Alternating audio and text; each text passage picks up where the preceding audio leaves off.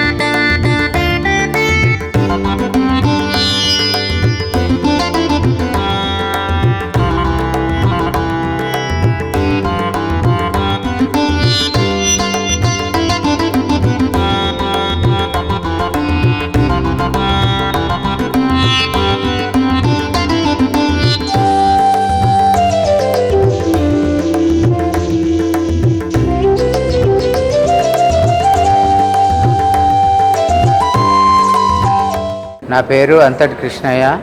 మేము హైత్నగర్లో నివాసితులము.